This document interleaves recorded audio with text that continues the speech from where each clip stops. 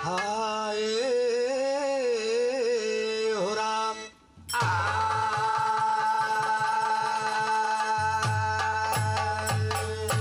आप सबके बीच में पेश है रानी सोनमती के जन्म कैसे हुआ। कहना बा मास्टर कैसे? हारे पंचो सुनिए करके ख्याल, गाई नैना गढ़ के हाल, जहवा साम देव महिपाल, औ हालवन के कहूँ मैं सारा।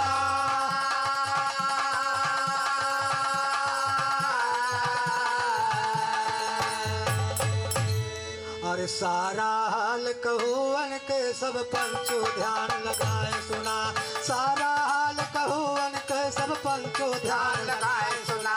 करूँ सुमिरने सुर सती के सुर में जाओ सहाय सुना। गुरु साथियों के पूज्य भवानी हम पर हुआ सहाय सुना। हाथ जोड़ कर सब भाई न से अर्जी नहीं लगाए सुना। बिरहा सुन एक सौ की हुए तो बैठ जाओ दरियाए सुना।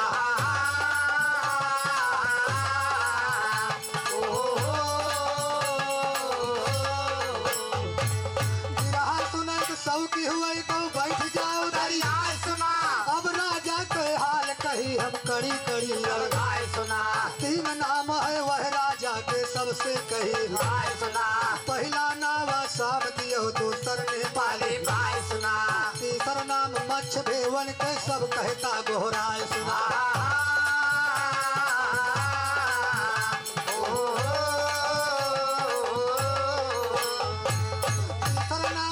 भेवन के सब कहता गोहराए सुना। वन कई बिटिया सोनमती चमक सुना के हाय सुना। दूसर नाम पड़ा मछला में कारण दियो बताए सुना। आज गवैया फंसा जाल मायड़ बड़ पड़े दिखाए सुना। जन्म बताया ना सुना के शादी बिहार रचाए सुना।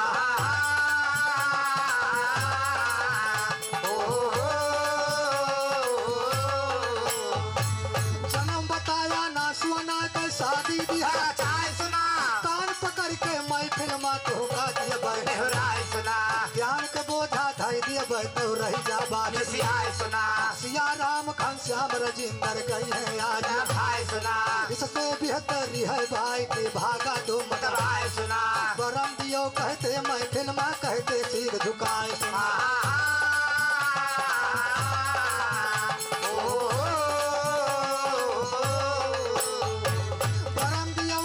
बगले तू बिस्तर लिया हटाए सुना। बिस्तर लिया हटाए भाई बाया बड़ी भलाई हो। एक समय राजा शाम दियो पोखरा रहे खुदाई हो। लेकिन पानी ना निकला तब राजा सोच बढ़ाई हो। तब राजा ज्योतिष पंडित का अपने द्वार बुलाई हो। आदर भाव किया राजा फिर दया सन बैठाई हो। हाथ जोड़ कर राजा पंचो सबसे रज सुनाई हो। बरम दियो कहते पोथी पर ज्योतिष रहे बताई हो।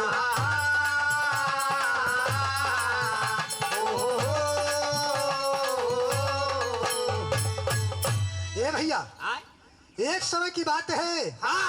राजा सामदेव एक सागर खुदाई कढ़ा नहीं सागर। अच्छा बड़ा ग्रह जेका देहात में पोखरा बोलत उनके सागर में पानी नहीं निकला बाबूजी। राजा सामदेव का बहुत बड़ी चिंता हो गई। भाई पानी ना निकले परेशानी होइए बा। उसी समय अपने दरबार में ज्योतिष पंडित जी का बुलाते हैं और पंडित जी से सारी बात बताई। जो ज्योतिष पंडित जी अपन पत्रा लेके बैठ गए तो पंडित जी राजा सामदेव से बताने लगे तुमको एक काम करना होगा। भाई लेकिन काम बताओ का भैया। हर लाई पोखरा मा छोड़ावा एक मछरिया ना, लाई पोखरा मा छोड़ावा एक मछरिया ना, लाई पोखरा मा छोड़ा एक मछरिया ना, लाई पोखरा मा छोड़ा मछरिया ना, लाई पोखरा मा छोड़ावा एक मछरिया ना, लाई पोखरा मछरिया ना, लाई पोखरा मा छोड़ा एक मछरिया ना, लाई पोखरा मा छोड़ा। हरे राजा जुरते मीन मंगाई हर दीना पोखरा माई छोड़ाई तब तो निकरी गंगा माई कैला हरियाणा तब तो गंगा माई कैला हरियाणा तब तो निकरी गंगा माई कैला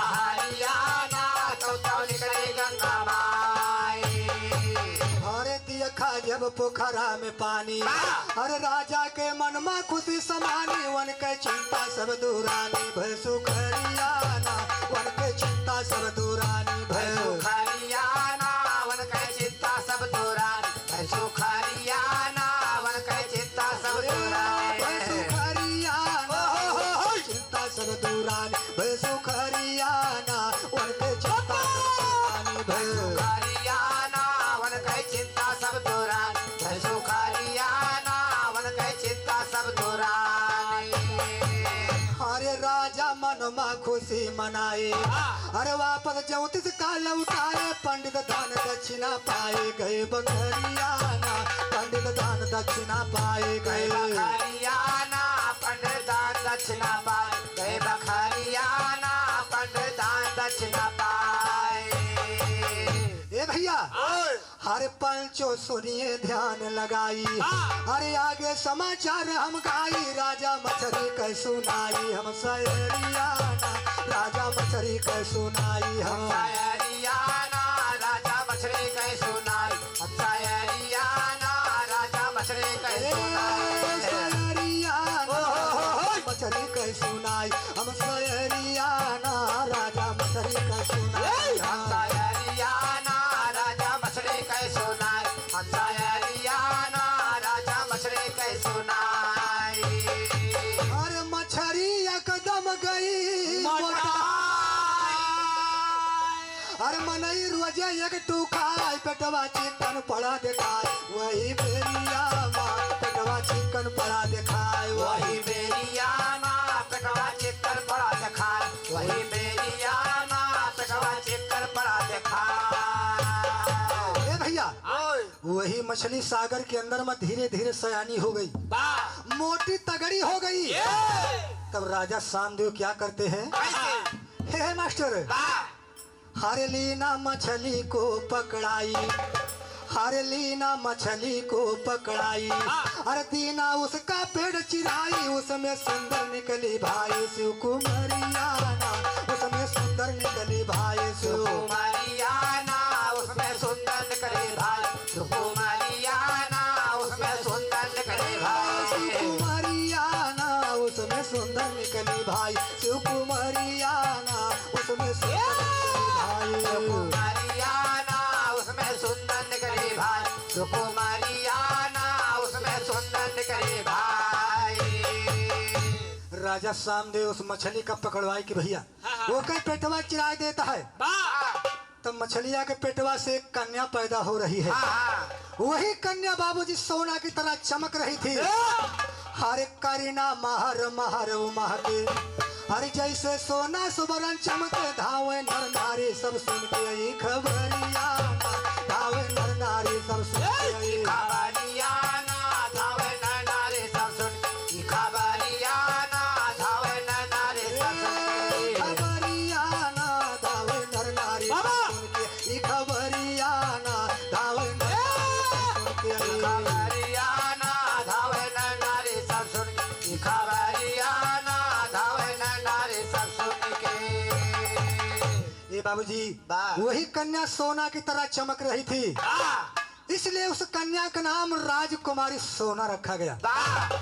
और राजा उन्हीं 34 पंडित जी का फिर बुलाओ थे, अरे राजा 34 का बुलवाई, अरे मछला सोना नाम धराई, दीना महलों का भेजाई, वही बेरियाना दीना महलों का भेजाई, वही बेरियाना दीना महलों का भेजाई, वही बेरियाना दीना महलों का भेजाई, वही बेरियाना दीना महलों का भेजाई, वही बेरियाना दीना महलों का वही बेरियाना दीना महलों का भेजाई, वही बेरियाना दीना महलों का भेजाई। बाबूजी जब पंडित जी आते हैं, उस कन्या का नाम रानी सोनमती रखा गया, क्योंकि सोना की तरह चमक रही थी। रानी सोनमती के जन्म बाबूजी यहीं से हुआ है। और दूसरा नाम राजकुमारी मछला रखा गया, क्योंकि मछली के पेट से पैदा हुई थी। और उस कन्या का नामकरण करवा के बाबूजी राजमहल को भेजवा दिया। राजमहल में सखिया मंगल गीत गावत है और खुशियां मना रही है। हर पाई गए सुंदर करिनवा, हर पाई गए सुंदर करिनवा, मगन भय रानी रजनवा। आई गए सुंदर करिनवा, माना भय रानी रजनवा। आई गए सुंदर करिनवा, माना भय रानी रजनवा।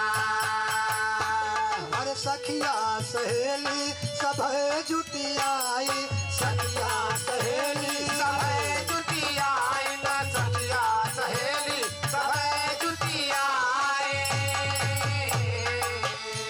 हर गाय रहे सोहर अंगनवा, हर गाय रहे सोहर अंगनवा, मगन भय रानी रजनवा। गाय रहे सोहर अंगनवा, माना भय रानी रजनवा। गाय रहे सोहर अंगनवा, माना भय रानी रजनवा। हर ढंगरी नारा छिनन काया वै, ढंगरी नार छिनन काया है, धंगरी नार छिनन काया है। हर पावै सूप भर सोनवा, हर पावै सूप भर सोनवा, मगन भय रानी रजनवा। आवे सो भर सोनवा, मगन भय रानी रजनवा।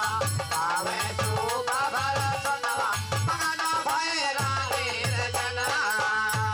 हर भूखा दुखा जे आवै दुआरे, भूखा दुखा जे आवे दुआरे, भूखा दुखा जे आवे दुआरे। राजा बतावै रसनवा, हर राजा बतावै रसनवा, मगन भय रानी रजनवा। राजा बतावे रसनवा, मगन भय रानी रजनवा। राजा बतावे रसनवा, मगन भय रानी रजनवा। हर राजा पाछ खूब दान लुटावै, राजा पाँच खूब दाना लुटावे, राजा पाँच खूब दाना लुटावे।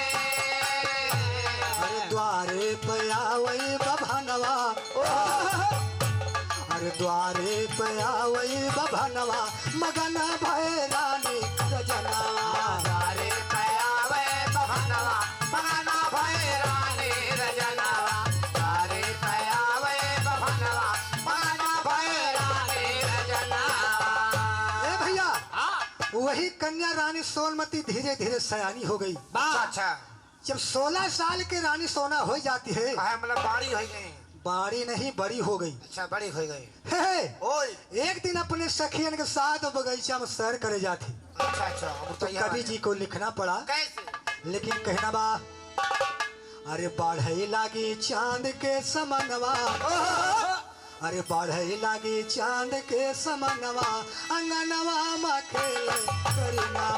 पढ़ैला में चाँद के समनवा, अंगनवा में खेले करिनवा। पढ़ैला में चाँद के समनवा, अंगनवा में खेले करिनवा। बढ़ई लागी चांद के समनवा, बढ़ई लागी चांद के समनवा, अंगनवा में खेले करिनवा। पढ़ैला में चाँद के समनवा, अंगनवा में खेले करिनवा। पढ़ैला में चाँद के समनवा, अंगनवा में खेले करिनवा। हर 16 साल का भाई सोना कुमारी, 16 साल का भाई सोना कुमारी, 16 साल के भाई सोना कुमारी। ओ एक दिन चली लली घूमे फुलवारी, एक दिन चली लली घूमे फुलवारी, एक दिन चली लल घूमे फुलवारी। हर सखिया कलई के गुहनवा, हर सखिया कलई के गुहनवा, अंगनवा में खेले करिनवा। सखिया का लइके गोहनवा, अंगनवा में खेले करिनवा। सखिया का लइके गोहनवा, अंगनवा में खेले करिनवा। हर बैठे कुअनवा पे सखिया सयानी, बैठे कुअनवा पे सखिया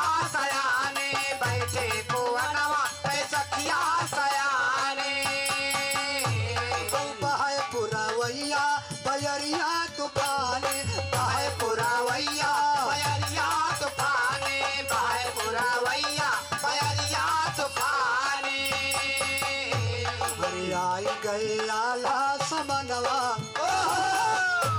अरे आई गए आल्हा समनवा, अंगनवा में खेले करीनावा। आई गए आला समनवा, अंगनवा में खेले करीनावा। आई गए आला समनवा, अंगनवा में खेले करीनावा। ए भैया, रानी सोनमती अपने सखियन के साथ वही बगीचा में कुआं की जगह तो बैठी है और पूर्वा बयार बहती बा। उसी समय का होत बा, महोबा से आल्हा वही बगीचा में पहुंच रहे बाबूजी, और रानी सोना के सामने अपन घोड़ा खड़ा कर दी। तब देखा कहना बा, अरे सोना के आल्हा निहारे सुरतिया, सोना के आल्हा निहारे सुरतिया, सोना के आल्हा निहारे सुरतिया। आल्हा के सोना निहारे मूर्तिया, आल्हा के सोना निहारे मूर्तिया, आल्हा के सोना निहारे मूर्तिया।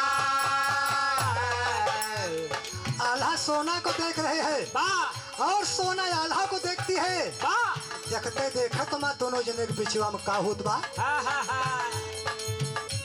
अरे तू न हो के लड़ी गे नयनवा, अरे तू न हो के लड़ी गे नयनवा, अंगनवा में खेले करीनावा। तू न हो के लड़ी गे नयनवा, अंगनवा में खेले करीनावा। तू न हो के लड़ी गे नयनवा, अंगनवा में खेले करीनावा। अरे बढ़े लगे चांद के समनवा, अरे बढ़े लगे चांद के समनवा, अंगनवा में खेले करीनावा। बढ़े लगे चांद के समनवा, अंगनवा में खेले करीनावा। बढ़े लगे चांद के समनवा, अंगनवा में खेले करीनावा। ए भैया, अब देखा आल्हा सोना को देख रहे हैं और सोना आल्हा को देख रही है। दोनों जने के बिचवा में का होत बा, तो कवि जी को लिखना पड़ा, कैसे? हरे राम वही दिनवा, ए भैया वही दिनवा, हर लड़ी गे सोना के नया नवा, वही दिनवा। सोना के नया नवा, वही दिनवा। सोना के नया नवा, वही वही दिनवा, भैया वही दिनवा। लगे सोना के नया नवा, वही दिनवा। लगे सोना के नया नवा, वही दिनवा। अरे सोना ताक आल्हा का, ये अब आल्हावन की ओर। अरे दोनों जन के गरमा भैया, अरे फंसा प्रेम कई डोरी, अरे गोरी सोचे अपने माना, वही दिनवा। वही सोचे अपने मानवा, वही दिनवा। वही सोचे अपने मानवा, वही वही दिनवा, भैया वही दिनवा। गोरी सोचे अपने मानवा, वही दिनवा। गोरी सोचे अपने मानवा, वही दिनवा। अरे सूरत देख बेकल भयाला, औ किरे जमी भारा, ओ हाथ पकड़ के सोनमती तब हरवन का जाय उठाई, हर नाय सिरवन के चरना, वही दिनवा। नाई सिरवन के चरना, वही दिनवा। नाई सिरवन के चरना, वही वही दिनवा, भैया वही दिनवा। नाई सिरवन के चरना, वही दिनवा। नाई सिरवन के चरना, वही दिनवा। रानी सोनमती को सूरत को देख के बाबूजी आल्हा मूर्छित होई के जमीन पे गिर पड़े। वो नहीं रानी सोनमती जाए कि आल्हा के हथवा पकड़ के उठावत और आल्हा से पूछ रही है, तुम्हारा नाम क्या है, तुम्हारा धाम कहाँ है। कहना बा, हर सोना कहन लगी आल्हा से, हरियापन नाम बतावा, कौन देश के तू रहवैया, हर कैसे यही कयावा, हर गावा तू सारा बयानावा, वही दिनवा। गावा तू सारा बयानावा, वही दिनवा। गावा तू सारा बयानावा, वही वही दिनवा,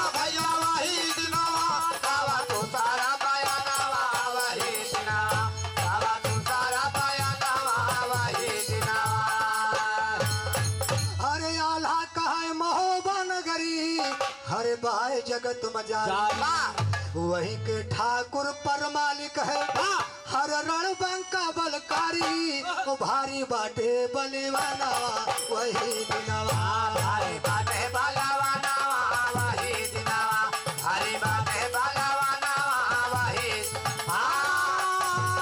वही दिनवा भैया वही दिनवा हरी बाटे बलवाना वही दिनवा हरी बाटे बलवाना वही दिनवा ए भैया आल्हा बता रहे हैं हमारा नाम आल्हा है वाह हमारा धाम महोबा नगर है अरे जैस राज के हम बेटवा है आल्हा नाम कहा कहाई वन की गोदी के खिलवैया अरे सही पता बतलाई अरे माई देवला के लाला वही दिनवा माई देवला के लाला वही दिनवा माई देवला के लाला वही वही दिनवा भैया वही दिनवा माई देवला के लाला वही दिनवा माई देवला के लाला वही दिनवा ए भैया हरि अपने काने से सुन पायन हम तुहार पर पर संसार तब हम आयन नहीं नागढ़मा हर डोल गवा है मनसा हरे अंसा नामा नहीं कहना वही दिनवा अच्छा नामा नहीं कहना वही दिनवा अच्छा नामा नहीं कहना वही वही दिनवा भैया वही दिनवा अच्छा नामा नहीं कहना वही दिनवा अच्छा नामा नहीं कहना वही दिनवा और जैसे सुनत रहन हम काने वैसे देखन आई आई अब हम जाते नगर महोबा हरे रसता लिया तकाई अरे भाई गए अपने भावना वही दिनवा भाई गए अपने भावना वही दिनवा भाई गए अपने भावना वही वही दिनवा भैया वही दिनवा भाई गए अपने भावना वही दिनवा भाई गए अपने भावना वही दिनवा अरे सोना गई महल के अंदर हर चौमुख दिया दियना बारी हर प्रगट कई के जगदम्मा का हर लई के हाथ कटारी हर मारी अपने गर्दना वही दिनवा हमारे अपने घर जाना वही दिनवा हमारे अपने घर जाना वही वही दिनवा भैया वही दिनवा हमारी अपने घर जाना वही दिनवा हमारी अपने घर जाना वही दिनवा ए भैया वही बगीचा से आल्हा अपने महोबा धाम चले जाते हैं और रानी सोना अपने राजमहल को वापस आती है तो चौमुखी चिराग जलाओ थे और माँ भवानी की पूजा करती है एक दिन की बात है रानी सोना अपने हाथ में कटार को लेके बाबूजी और अपने ऊपर गर्दन पे चलाना चाहा कैसे माँ भवानी तुरंत प्रकट हो गई और माँ भवानी पूछ रही है रानी सोनमती से अरे बेटी तुम ये क्या करने जा रही हो आप क्या मरना चाहती हो हे! लेकिन पूछत कैसे भैया अरे काहे की रपनावा चलायु गरदाना काहे कीरा पानावा चलायो गरदनावा काहे कीरा पानावा चलायो गरदनावा अरे आज बेटी हमसे दिया लिया बता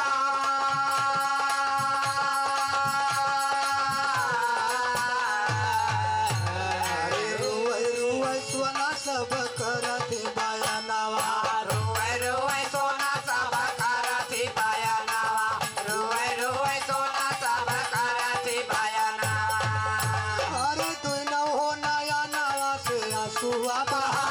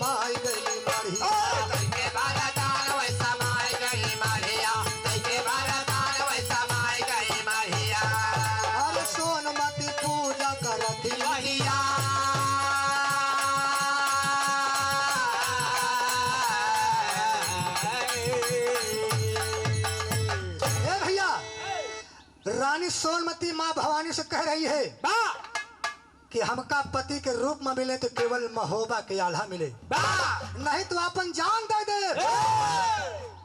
हमका यह वरदान दे माँ। तो माँ भवानी वरदान देती है, हाँ। जाओ बेटी तुम्हारी मनोकामना जरूर पूरी होगी। और वरदान दे के अपने मढ़िया में समा जाती। रानी सोनमती का कहा थे,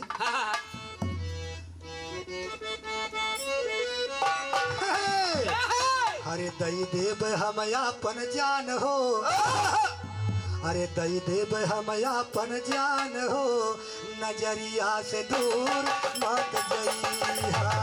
कई दे बहा माया पर जान हो, नजरिया से दूर मत जइहा। कई दे बहा माया पर जान हो, नजरिया से दूर मत जइहा।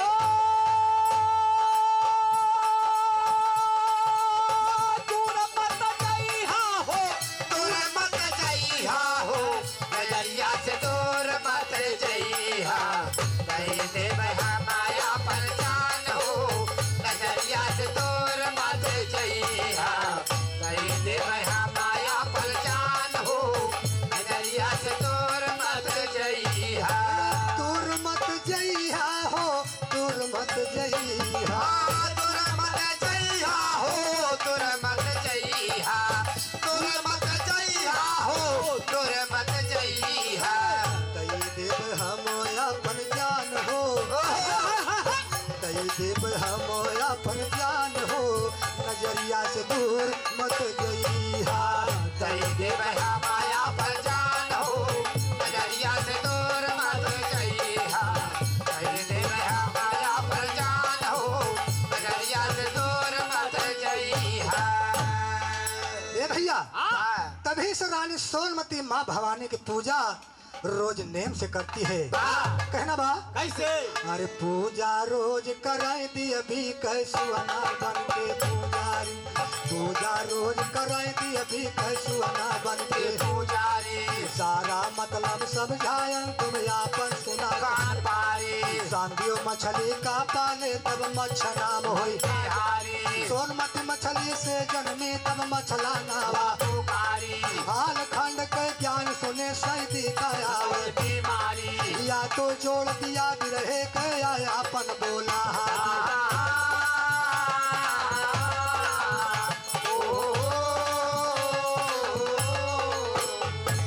या तो जोड़ दिया बिरहे के आया अपन बोला हाथी। उदय राज्य अब सभा के अंदर बिरहा गावे, ललकारी उदय राज्य अब सभा के अंदर बिरहा गावे। ललकारी परम दियो कहते महफिल में सकल पंच का सिरदारी।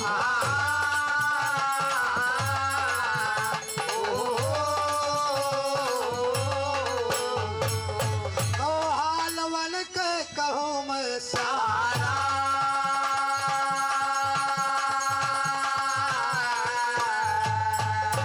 ओए स्वयंवर सोना के योधा जूझे नैना गढ़ के आला जई है फौज सजा के, और सुन के सैदी के अकिल मारा।